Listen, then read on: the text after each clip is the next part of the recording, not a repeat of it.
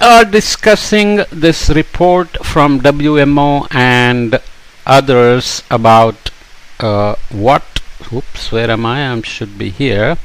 Am I recording now? Make sure that I don't screw up again. So, we are discussing this report on the state of climate services for the health sector as of 2023. This is the second podcast. Let's just briefly read what this report is about and how it came about.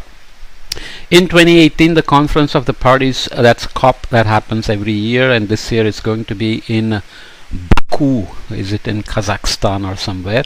The Conference of the Parties serving as the meeting of the parties to the Paris Agreement at the 24th Conference of the Parties to the United Nations Framework Convention on Climate Change, which is UNFCCC, called on WMO, the World Meteorological Organization, through its Global Framework for Climate Services, lots of acronyms, to regularly report on the state of climate services. WMO has issued annual reports on the state of climate services since 2019 in response to this UN request for more information on the adaptation needs of the countries. The information provided helps countries, funding agencies and development partners to identify steps needed to address climate services gaps and needs, and to inform more effective investments and to enhance adaptation and development outcomes. Okay, so that's the background, and this is just the last paragraph here. I won't read all the details. Building on the established WMO State of the Climate Services reports, this year's report is taking a new approach. Instead of solely relying on text and graphs, the 2023 report is introducing human interest stories that resonate with and captivate audience, partnering with a creative agency and with support from the Argentinian National Meteorological Service and WMO communication team. This is the first time WMO flagship report is incorporating such storytelling. Okay, so let's jump to the challenges of providing climate services for health in this focus, but in general there is reports on climate services as a whole. Obviously, climate services serves agriculture, water, energy, food, buildings, transportation, and of health as well. The climate sustains life and people's health, but also poses important threats to well-being. There is a definition of well-being, but you can think of it as a state of mind where you are really feeling good and are being productive and being healthy. This happens through exposure to extreme weather and through its influence on life-sustaining ecosystems. Right? The world is warming at a faster rate than at any point in recorded history. Climate change undermines health determinants and increases pressures on the health systems, thereby threatening to reverse decades of progress to promote human health and well-being, particularly in the most vulnerable communities. Why does it sound familiar? Because we read it under key findings as well. And there are many, many reports about climate impacts on health and how extreme weather, like heat waves, floods, droughts, wildfires, winter storms, everything affect all of these things affect people's physical, mental and social well-being, and not merely the absence of disease or infirmity.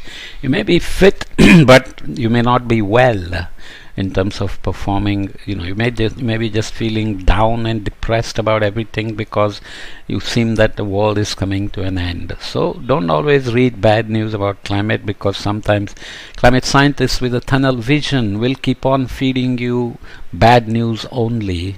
The world is not coming to an end. We have a big challenge, but it's a massive opportunity as well. Okay, so jumping ahead, what's the next challenge? We will look at the IPCC's observed and future risks to physical health due to climate change in all regions. The star indicates confidence levels, so they are agreed upon language under the UNFCCC.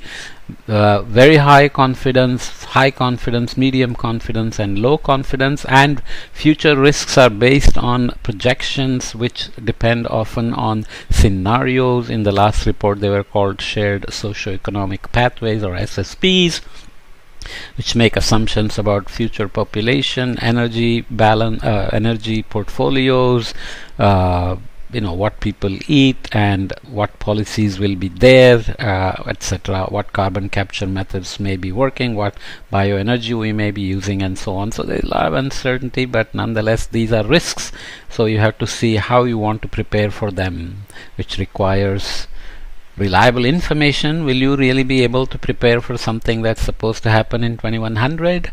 Not really, but some defense organizations or militaries may be preparing because they want to build things that will last for 100 years, right? So these are the various conditions like heat stress, foodborne and waterborne diseases, vector-borne diseases, animal and human diseases such as zoonosis, where things jump from animals to humans. There is observed status provided for each in terms of links to mortality and morbidity, how the duration, frequency, and intensity of these particular conditions are changing, and how the vectors themselves are changing and their range is changing, and new diseases are arriving in places that were not there before, and there are also emerging new areas of animal and human diseases such as zoonosis. So now you have been hearing about COVID for a while, pandemic, and people moved around and took it everywhere, and now you have bird flu in discussion. It's in the milk, it's in the eggs, and so on and so forth. And there are diagnoses that are cited by these papers that are mentioned here, number of studies involved in making these tables from the IPCC synthesis report. Heat illnesses, and there are specific diseases like Vibrio, so Vibrio cholerae, parahemolyticus, and vulnificus, cyanobacteria, cholera, diarrheal disease, which is Vibrio cholerae, and other gastrointestinal infections. Diarrheal diseases are very common, kill a lot of young people as well. So you have range increases, as I said, chikungunya spreading to Americas and Europe, tick-borne encephalitis coming to Europe, Lyme disease in North America and Europe, Rift Valley fever in Africa, West Nile fever, dengue, and then you have anthrax and tularemia in animal and human diseases such as zoonosis. So this is the future assessment. Increases in many regions, increases in schistosomiasis, another waterborne disease, expansion to higher latitudes, of course, already mentioned, and more people exposed over time with warming continued, and increasing emergence of new novel zoonosis. So COVID may have jumped from animal bat to humans or whatever, or a pangolin, and so on. So exposure, habitat changes, population movements, etc.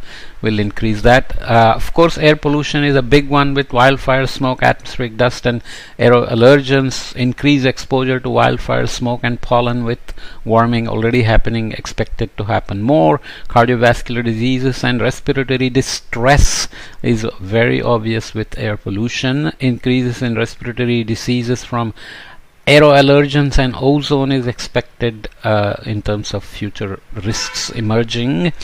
Obviously, ozone is a bad thing in the troposphere. It's good in the stratosphere to protect us, but it can kill you with corroding the lungs, affects crops as well according to some studies. And food security is a condition affected by climate change already, and increased risks already have happened, and malnutrition is obviously a result. And in terms of future assessments, there are lots of points made. Increases in food insecurity, this is food insecurity here, increases in undernutrition and diet related mortality risks, increases in cardiovascular diseases and mortality compared with the 1980s.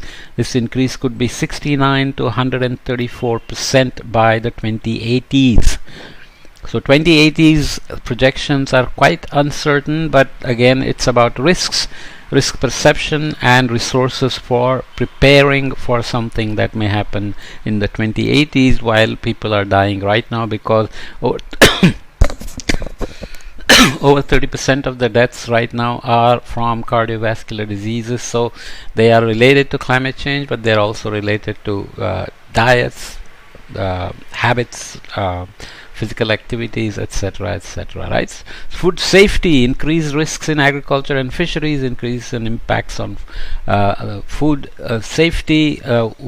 Diagnoses are made, and food safety will be compromised by toxigenic fungi, combination of algal blooms, and certain chemicals, methyl mercury, and increases in Campylobacter, Escherichia coli, and Salmonella, which are waterborne diseases that come to you through food.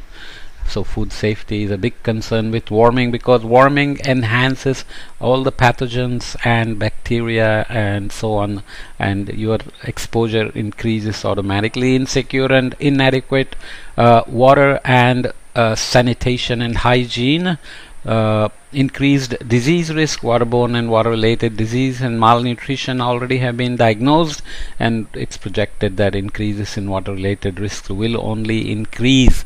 POPs are the persistent organic pollutants. Okay, so we are killing ourselves in so many ways, but that's what we are good at. But we are also good at saying, oops, this is not good, we must do something about all this. Okay, so maybe I should do this in the next podcast. It's already 11 minutes, so we'll come back and read a bit more about the state of climate services for health as of 2023. Come back.